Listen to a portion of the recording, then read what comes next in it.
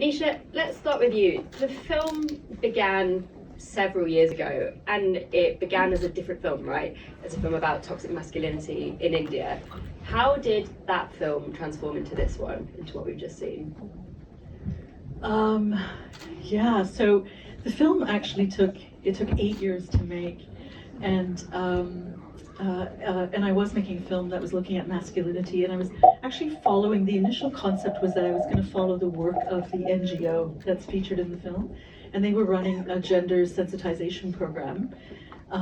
So the idea was that I would sort of... A gender sensitization program, what is that? Yeah, so they were working in the state of Jharkhand in 30 villages with men and boys, essentially teaching them a different way of being male.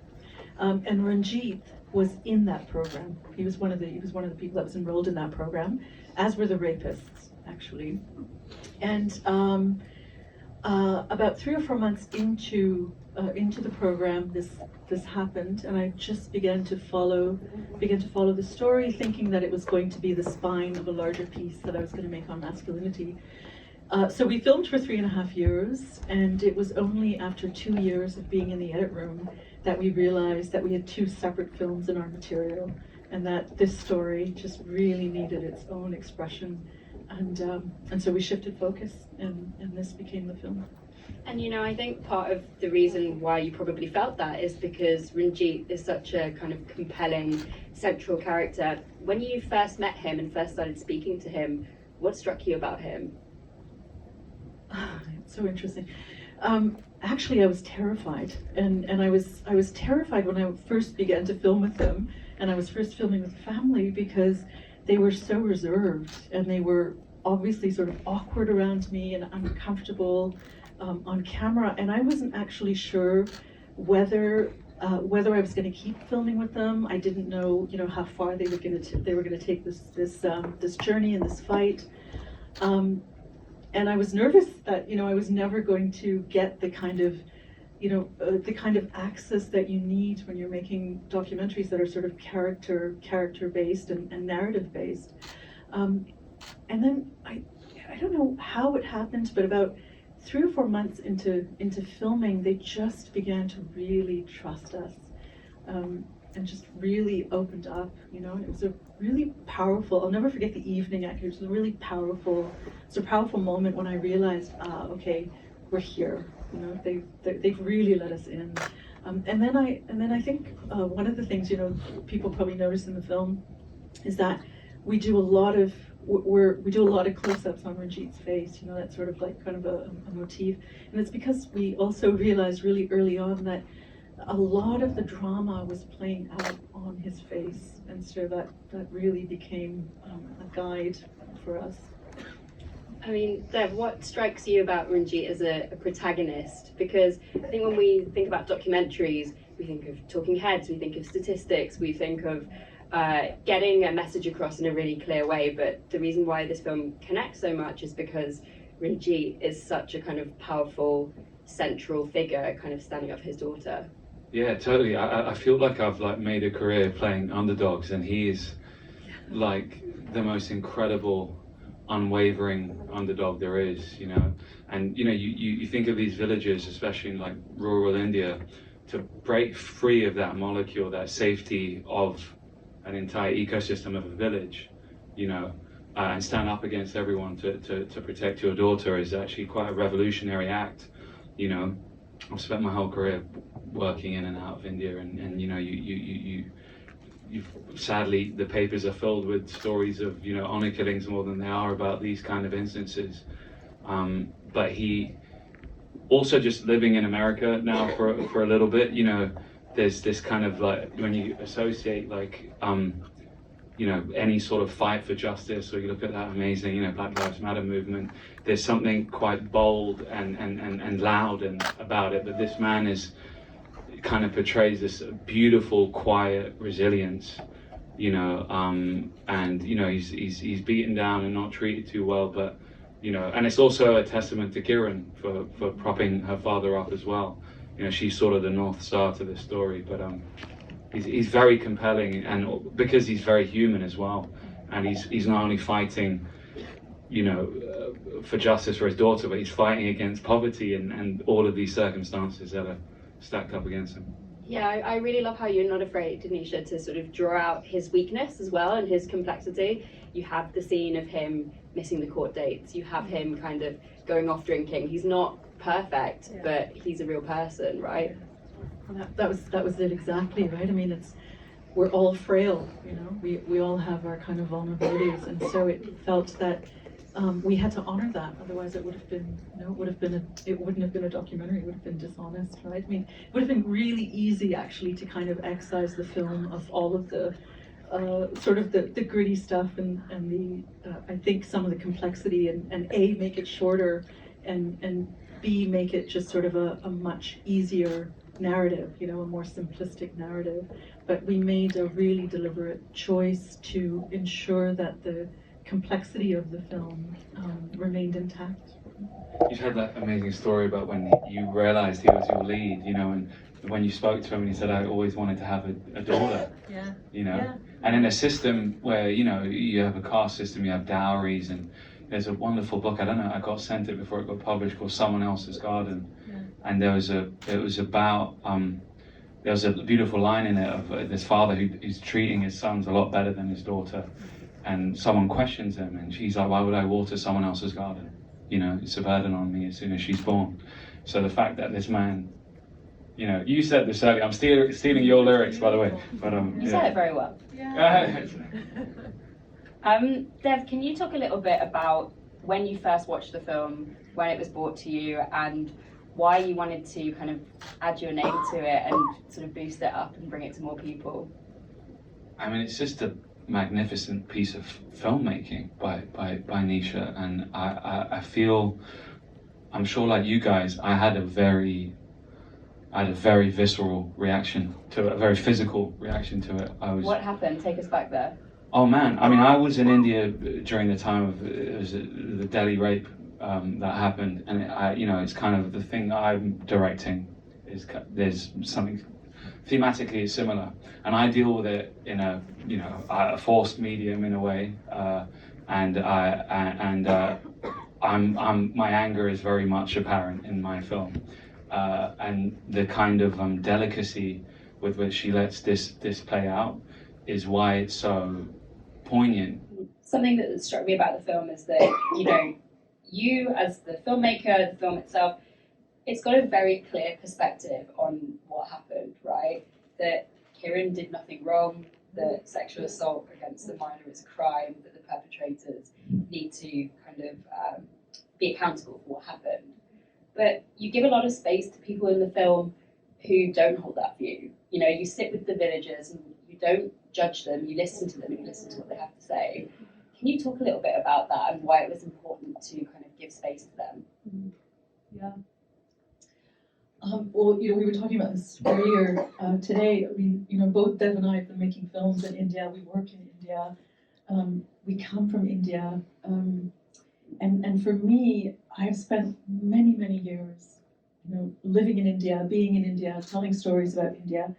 And India is an amazing teacher. It really is. It really teaches you patience, and it teaches you humility, and it teaches you that life is really complex, and that there's no such thing as black and white, and we all live in grays. And I think when I used to make films, because gender justice is something that's been really important to me for many years, and I had a lot of anger in me, and now I don't have that. I don't have that anymore, and I realize that it's because for them, for those people, that culture and that place and that reality is what they know. It's what it's the air that they breathe, right? And it's just as what we know in the cultures that we're raised in, and our realities shapes our perspective. And so when that is your position, when you understand that, then you actually have no right to judge anyone. You just have to listen. You don't accept, and you fight, and you try to reason, and you try to push the needle, because human rights has to take precedence over everything else. But I think it's the way you make change, and it's the way that you engage that's really important. And that's what India has taught me. And just to sort of follow up on that, you know, I'm sure you're in touch with people from the community. What do they think now? Has their view shifted at all? Yeah. So a few months ago, I went to India to do stress test screenings of the film because we're going to be doing a big impact campaign in India, and I just wanted to make sure, you know, that people were okay with the film and the family was safe and everything was, you know, everything was okay. And so we showed, one of the people that we showed the film to was the ward member, who is, of course, you know, the guy in the orange shirt.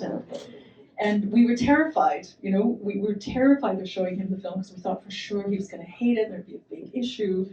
And he watched the film and he turned to us and he said, "I'm ashamed of myself." And I feel like everyone in this community needs to see the film so that they can see what we put the family through. And it was so unexpected and it was so powerful. And I think it really speaks to what Geeta Sandhi, our impact producer, what she feels about the film, and she articulates it so beautifully. But I think it enables empathy. You know, I think it's something that, because it's non-judgmental, and I think also because it's experiential, right? I mean, you're on the journey. You're on a journey with this family as they're experiencing it real time. So I think that just enables a certain kind of empathy. I'm going to ask Nisha one more question, and then I'm going to throw it out to the audience. So start thinking about that. You know, I had read in my kind of preparation for this that you originally were going to protect Kiran's identity. You're going to obscure her face, and you weren't sure about using her name either. How did you come to the decision to include her voice and her face and to give her a name? So interesting. I'll just talk about her name first. So interestingly, Kiran is a pseudonym, and the reason that she chose that particular pseudonym was because that was the name. Well, that was one of the names that her father was going to give her. So it was her real name or this name, and so she chose this name for her pseudonym. We obviously were going to hide her because she was a child, you know. And legally, that's what you're supposed to do, and also it's just ethically, it was a no-brainer. Of course, we're not gonna reveal her. Two things happened. A, the film took so long to make, and you know, by the time we were done, she was an adult. And also, over the course of filming and then just spending all this time in India, I started to realize that the culture and the law, you know, the way the law talked about. The survivor, they also positioned it. The reason that they say you have to hide them is because they also see it as a stain on the survivor. You know, her modesty has been violated. It's shameful. You know, that's the way the law actually talks about it. So I started to feel like I was perpetuating the very prejudice that I was critiquing in the film, you know. But that's not mine. I can't impose that idea on a child.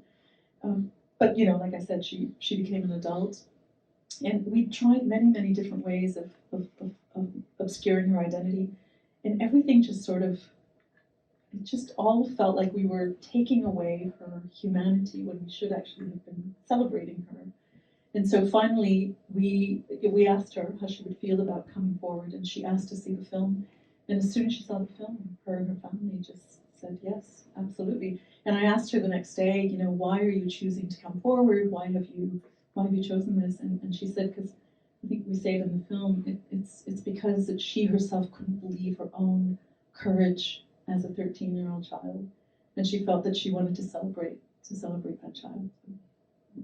And just to kind of push on that idea a little bit further before I open it out, you know, the way you shoot her, the way you portray her, you've got the pigtails, the braids, you see her painting her nails. What were some of the things that you wanted the audience to kind of see when you were kind of depicting her?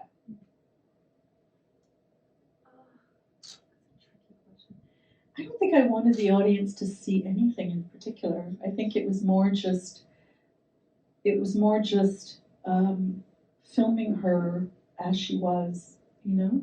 And I mean, obviously, she's an innocent, she's a child, you know, and she wears pigtails and she does things like, you know, paint her toenails, and when she gets ready for court, it's important to look her best. And I think that was really, for me, it was just to show her as she is. And I feel, I don't know if you feel this, Dev, you know, but the older I get and the more I make films, the less I want my ego to be part of it. Do you know what I mean? And it's about actually, in some sense, trying to distill and to capture a kind of purity and an essence. And so, for me, I'm trying not to have thoughts about how do I want this person to be portrayed, what is it that I want to communicate. It's more about who do I feel this person is, and how to show that.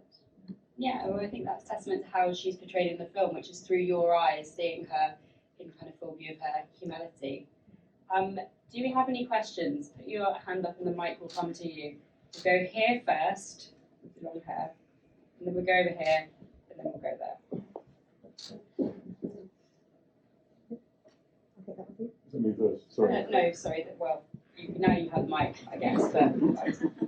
So yeah, it was an incredibly beautiful, well-made film. I was very interested to know how, excuse me, how you managed that moment when there were clearly threats to Ranjit, and then obviously that scene where it's really, really tense in the home. I know you kind of stated how you left and then she spent those days with you. How did you manage that bit beforehand when you heard about the threats, and yet it seems like you continued filming? Kind of how did you negotiate that with the family, and how did you feel as filmmakers kind of making those decisions, I suppose? Yeah. So, you know, one of the things that we did is when Ranjit, you know, after that moment when Ranjit goes into Amit's office and says, this is what's happening, and then we take him to the roadside and he talks about how he's going to keep fighting. That day, one of the things that I said to him, you know, on camera, we captured it on camera. We didn't use it, but we captured it on camera. You know, we asked him, like, if he wanted to keep fighting, you know, was he doing this for us? Was he doing this for the NGO? You know, because in India, because he is someone who is impoverished, there is a power dynamic at play, and you have to be conscious of it. So we were constantly checking in with the family, constantly checking in with the NGO, making sure that, you know, we should continue. And you know, Ranjit he's a very, very intelligent man, and the reason he wanted us to keep filming is because he knew that we actually afforded him a level of security, you know, and we ensured that at court he was going to be taken seriously, and that his case was going to be taken seriously. So he knew exactly what he was doing. But we were very conscious of it, and we're always obviously checking in. So, yeah. Question here. Hi, I'm Monica. I was a producer on India's rape scandal, which came out 2 years ago. So I have to thank you for making a film on a rape story with a happy ending. I never thought I'd see one, so it's really moving.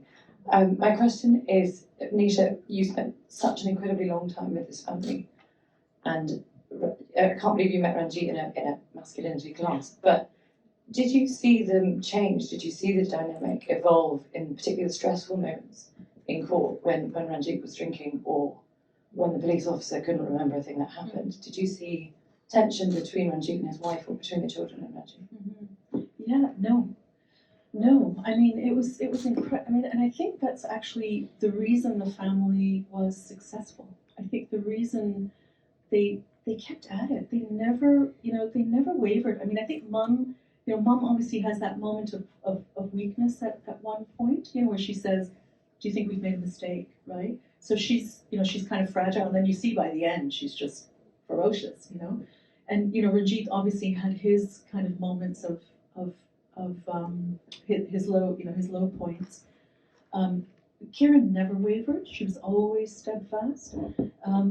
But they were just so unified, and they just deeply love and respect each other as a family.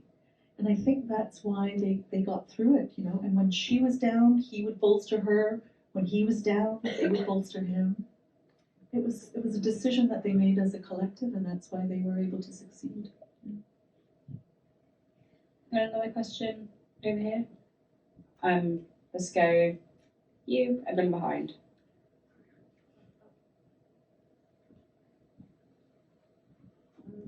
Congratulations on the film. I was just curious about the fact you were talking about her painting her pink nails, and what I understood was that she was lonely as well, scared, lonely.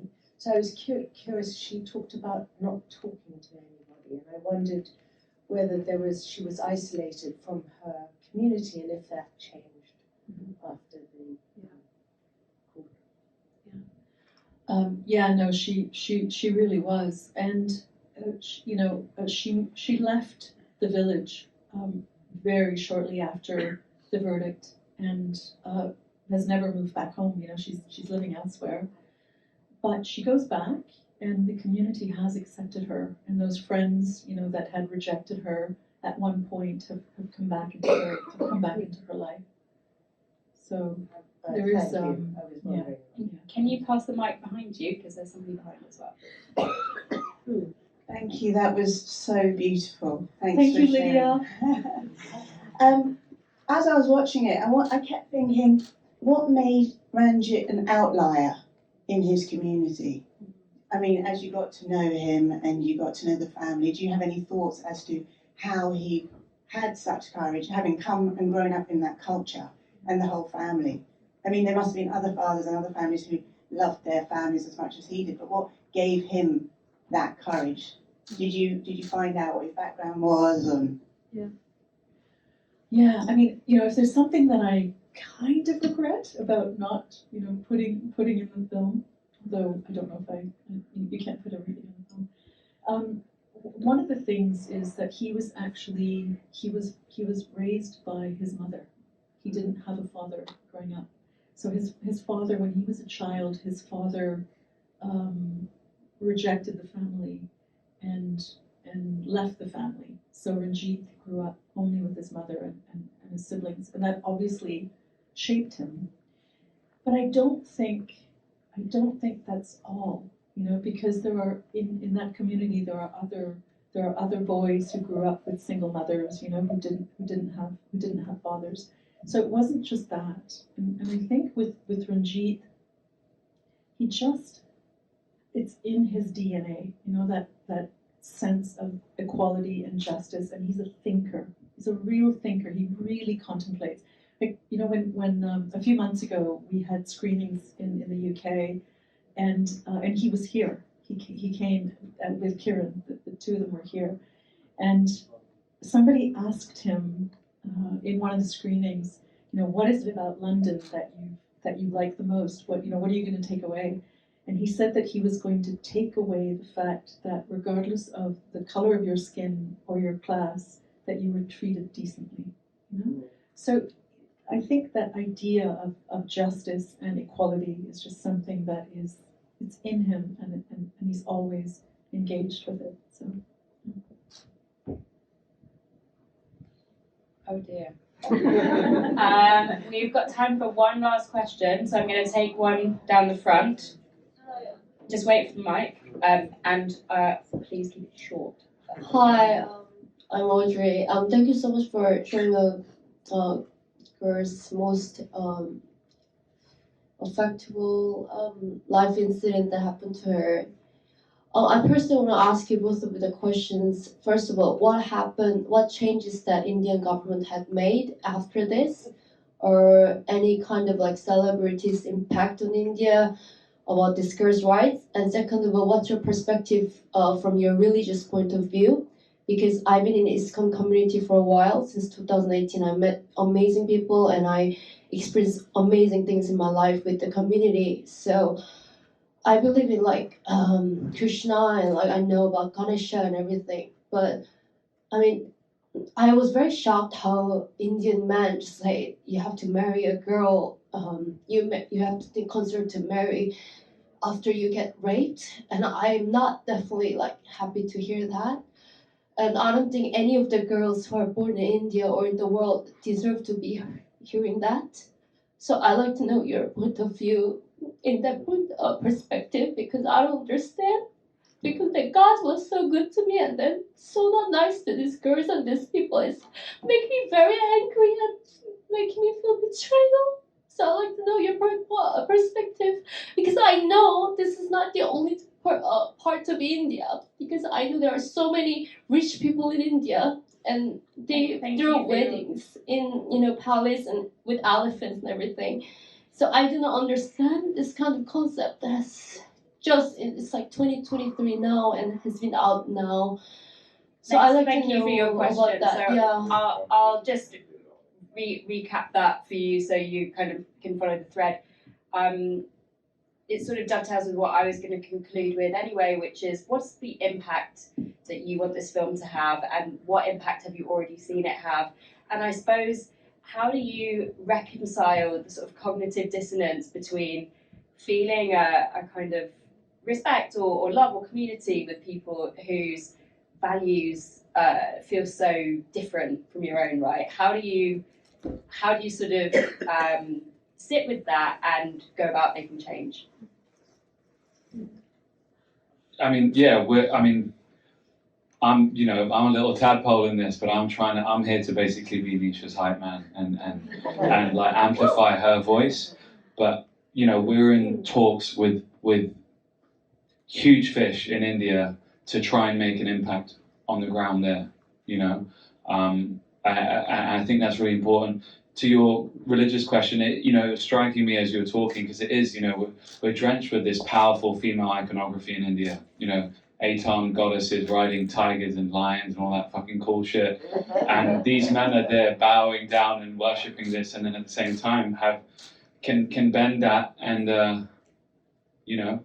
and take what they want from that. And so it's like actually going in, and education's a really strong part, of this, and trying to take those people in abject poverty that are filled with anger and there is an opportunity, and trying to draw that link between your mother, your sister, like Ranjit, and these goddesses that they go into the temple and worship, and it's like trying to make a parallel with that, instead of us swooping in with our Western privilege and ideals.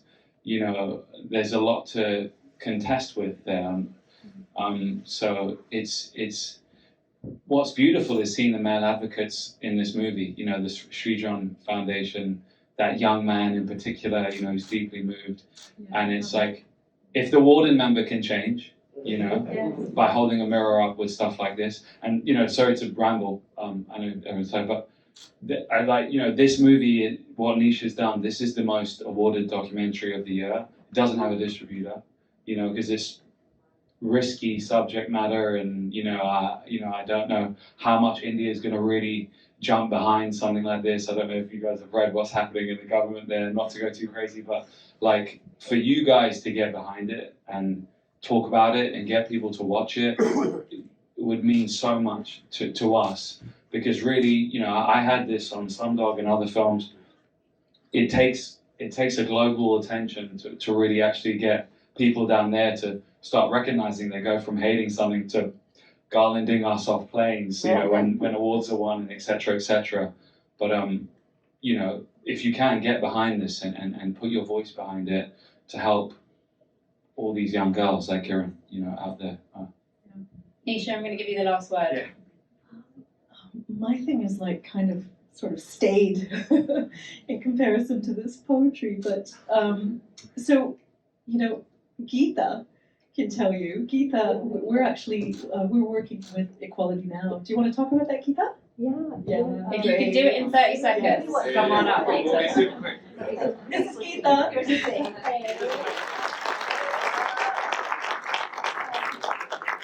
So, look, patriarchy is global. Let's just say that. So we're going to take it down.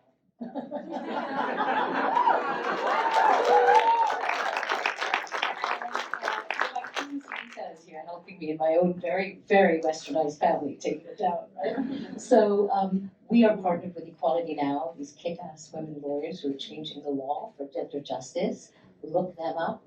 Follow us. You can go to that QR code right there. It'll take you to our site. There's a place on that site where you can sign up for a newsletter. Sign up. We'll let you know what's going on. And there are more screenings coming up here at Bertha Doghouse. So tell everyone, put yourselves on social media, talk about it. Woo!